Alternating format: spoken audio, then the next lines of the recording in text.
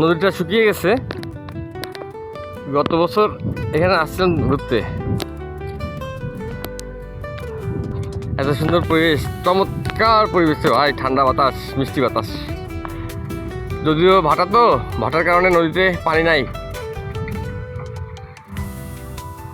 ভাটার কারণে নদীতে পানি নাই।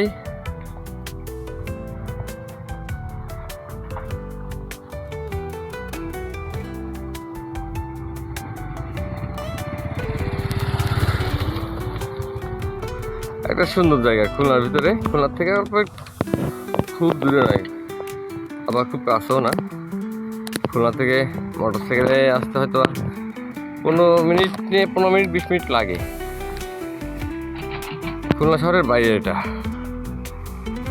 সিটি কর্পোরেশনের ভিতরে না। ওই যে পাড়টা দেখছেন, ওপার, এই পাড়ের থেকে এই পাড়ের সৌন্দর্য আরও বেশি ভাই, অনেক ভিতরে গেছে। তো এখানে একটা মজার ঘটনা আছে ভাই, আপনাদের বলতে এটা খেয়াল নাই।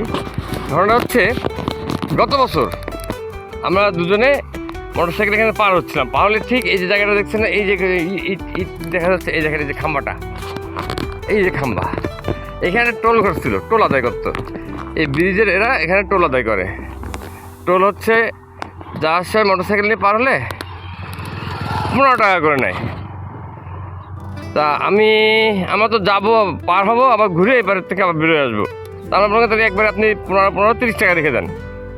উনি 30 টাকা রেখে দিল। কিন্তু আমরা ভাই নদীর ওপারে যখন পার হলাম না, পার হওয়ার পর এত সুন্দর জায়গা পাচ্ছি সব, আমরা ওখান থেকে ঘুরতে ওই দিক থেকে শহরে চলে গেছি। আর এই টোল ঘর পার হয়নি, মানে এই ব্রিজটা আর পার হয়নি আমরা, কিন্তু ওকে কিন্তু পাড়ার আপডাউনের টাকা দিয়ে গেছি আমরা। তার মানে এখনও টোল ঘরে, এই যে সে টোলঘরও নাই। আমার গার্লফ্রেন্ডও এক্স হয়ে গেছে, সব এক্স। শালা কি যে আলো কপালে, দুনিয়ার মানুষের সব এক্স হয়ে যাচ্ছে। তার মানে কি, তো এই ব্রিজের কাছে এখন আমি 15 টাকা পাবো পারাপারের জন্যে। যদি বিয়াদবটারে পাই, ওরে নিয়ে আসবো, নিয়ে এসে পার হয়ে টাকাটা উসুল করে নেবো।